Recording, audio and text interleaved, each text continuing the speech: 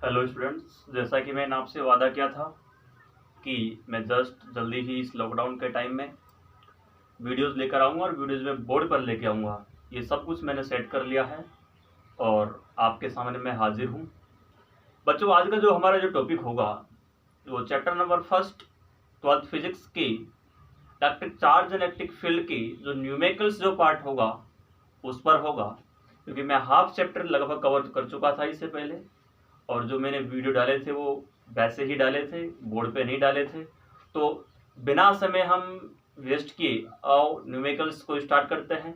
कम on बच्चों, question number हमारा first यह है कि can a charge of plus 8 into 10⁻⁻18 coulomb be given to a body. प्रश्न यह कह रहा है हिंदी वाले बच्चों कि क्या +8 गुणा 10⁻⁻18 कूलम आवेश किसी वस्तु को या फिर किसी बॉडी को दिया जा सकता है और या फिर नहीं दिया जा सकता है। तो इसको हम कैसे पहचानें? तो आपने एक लॉ पढ़ा होगा, लॉ ऑफ क्वांटिजेशन, आवेश का क्वांटीकरण, और आपने उसमें देखा होगा Q =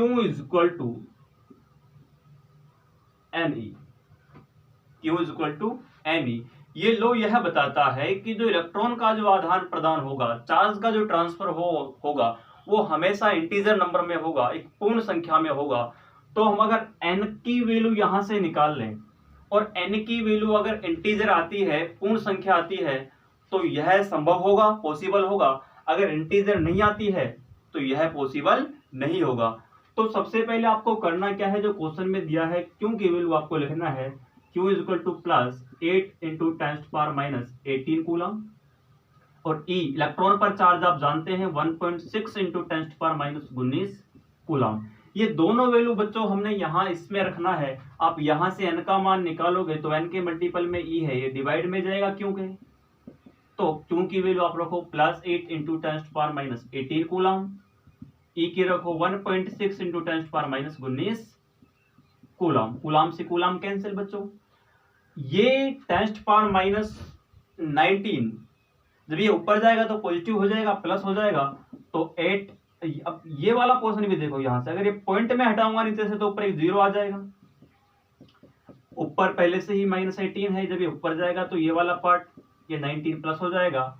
और अगर हम यहां से देखें तो 16 पंजा 80, और हमारे पास में यहां से बचेगा 10⁻1 जिसे हम 10 लिख सकते हैं सीधा, और n = 50। तो बच्चों आप खुद बताओ, इसको 50 एक पूर्ण संख्या है या नहीं है, इंटीजर नंबर है या नहीं है? अगर यह इंटीजर नंबर है तो जो क्वेश्चन में जो हमको बोल रहा है क्या यह पॉसिबल है? तो 100% +8 इंटू 10⁻⁻18 कूलम चार्ज हम किसी बॉडी को बच्चों दे सकते हैं। ये हमारा क्वेश्चन नंबर फर्स्ट है। क्वेश्चन नंबर सेकंड की हम बात करेंगे। अगर मैं जल्दी बोल रहा हूं तो आप वीडियो को दोबारा रिवाइज कर लेना, ये आपके पास ही रहेगा।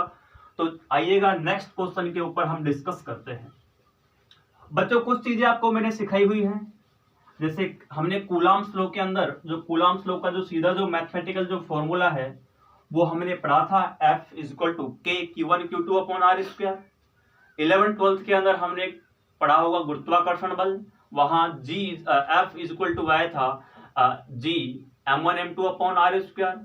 तो अगर मैं आपसे बात करता हूं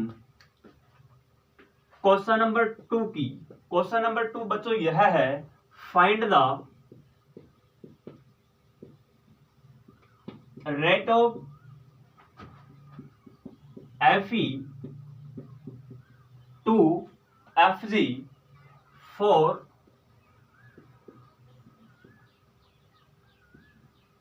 2 electron placed at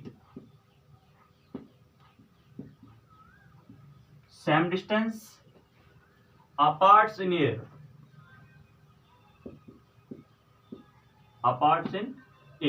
ये इंग्लिश वाले बच्चों के लिए क्वेश्चन है, मैं हिंदी वालों के लिए दोबारा बोल रहा हूं। आपको बच्चों प्रश्न में यह पूछ रहा है कि जो Fe और जो Fg है इनकी जो दर है वो क्या होगी। Fe, ये ध्यान दें, Fe जो है वो सामान्यतः कूलम्स लॉ के अंदर इलेक्ट्रिक फील्ड में हमने जो पढ़ा था ये वो वाला फोर्स है इलेक्ट्रिक फील्ड वाले चैप्टर का, और जो एफ जी है, ये जी का मतलब ग्रेविटेशनल फोर्स है, गुरुत्वाकर्षण बल है, और इनका ये रेट पूछ रहा है, यानी कि दर पूछ रहा है। दर का मीन यह है बच्चों एफ ई अपॉन एफ जी की वैल्यू क्या होगी। तो बच्चों एफ ई का मतलब इलेक्ट्रिक फील्ड वाला जो फोर्स है, कहीं ना कहीं चार्जेस की बिटवीन जो लग रहा था, कूलम्ब लॉ वाला जो है, आप इसे सभी जानते हैं कि Q1 Q2 upon are square, और जो एफ जी है ग्रेविटेशनल जो फोर्स है, गुरुत्वाकर्षण जो बल है, ये आपने 11th में पढ़ा होगा, जी M1 M2 upon are square. बच्चों आप प्रश्न को अगर पढ़ो तो उसके अंदर उसने यह कहा है कि दो इलेक्ट्रॉन प्लेस्ड हैं, ये रखे हुए हैं, और मान लेते हैं वो अलग सेम डिस्टेंस पे हैं, तो मैंने मान लिया वो आर डिस्टेंस पे रखे हुए हैं। आप मुझे यह बताइएगा इस इलेक्ट्रॉन पे जो मास है M1 as a particle first की भांति कार्य कर रहा है, और यह पार्टिकल सेकंड की तरह कार्य कर रहा है, तो इसका जो मास है वो मास इलेक्ट्रॉन का है, तो ये m ही होगा। इसका जो सेकंड का जो मास है यह भी इलेक्ट्रॉन है, तो ये मास भी m ही होगा। इसलिए M1 equal to M2 equal to me, और ये आप जानते हैं 9.1 into 10⁻31 kg mass of electron. Electron का मास सभी को पता होना चाहिए बच्चों। सेकंड अगर हम बात करें कि भाई ये इलेक्ट्रॉन है, ये भी इलेक्ट्रॉन है, इस पे जितना चार्ज होगा इतना ही इस पे चार्ज होगा, तो इसलिए Q1 equal to Q2 equal to QE charge on electron, और ये आप सभी जानते हैं 1.6 इंटू 10⁻19 कूलम्ब।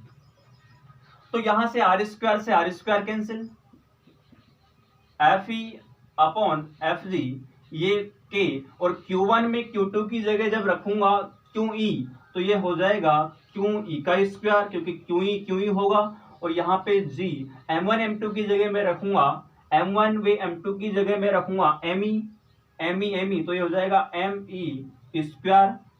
तो बच्चों आप यह भी तो जानते हैं कि कूलम्ब कांस्टेंट है, और इसकी वैल्यू होती है 9 into 10⁻9 newton into metre square upon coulomb square, और जो G है वो गुरुत्वाकर्षण नियतांक है, ग्रेविटेशनल कांस्टेंट है, और इसकी वैल्यू होती है 6.67 into 10⁻11 newton into metre square upon kilogram square. तो बच्चों कुछ भी नहीं करना, ये जितनी भी वैल्यूज है ये हमको उठाना है, इसके अंदर रखना है, तो रखो k की जगह रखो 9 इंटू 10⁻9, क्यों ई की जगह रखो, क्यों ई का मतलब है जो आपने ये देखा था 1.6 इंटू 10⁻19 कूलम्ब, लेकिन बच्चों इसका स्क्वायर है, तो स्क्वायर करो।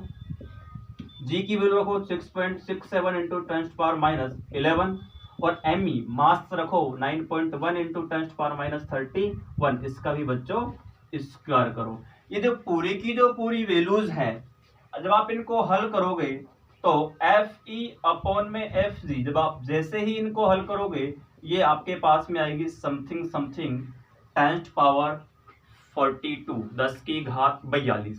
बच्चों ये क्वेश्चन कई बार वैसे भी आते हैं एग्जाम्स के अंदर, तो एग्जाम्स में इस प्रश्न को कैसे पूछता, आप अगर इस पर डिस्कस करें तो आपसे पूछता 10⁻40 10⁻38 10⁻42 10⁻44, तो इनका जो रेट आएगा वो क्या आएगा, तो आप ये सीधा अनुमान लगा सकते हैं इनका जो आंसर होगा वो 10⁻40 होगा। एक और चीज, आप इसी क्वेश्चन से मुझे यह बता सकते हो क्या, जो ग्रेविटेशनल जो फोर्स है और जो कूलम्ब जो वाला जो हम जो फोर्स देख रहे हैं FE जो हम देख रहे हैं, इनमें से ग्रेटर कौन होता है, तो होता तो FE है, वो होता कैसे है, आप अगर इसके नीचे बटे में 1 मान लें तो इसका आप मल्टीपल अगर करें तो FE इक्वल टू ये इसके मल्टीपल में जाएगा, तो 10⁻42 इंटू FG। इसलिए हम यह कह सकते हैं कि जो ग्रेविटेशनल जो फोर्स है जो FE है, इनमें से जो FE है वो ग्रेटर देन है FG की तुलना में, मतलब ये FG से 10⁻42 गुना बड़ा है। तो ये दो क्वेश्चन हम यहाँ पे डिस्कस कर पाए हैं। वीडियो थोड़ा लंबा हो जाएगा बच्चों, और जस्ट ही मैं और भी बहुत सारे क्वेश्चन लेके आने वाला हूँ, आप इन दो क्वेश्चंस को देखना। ये पहला वीडियो है, छोटा वीडियो बना रहा हूँ, अपलोडिंग करने में समस्या आता है, तो आप सभी को अगर ये अच्छा लगता है तो आप इसे ज़्यादा से ज़्यादा शेयर करें thank you. Share, like and comment.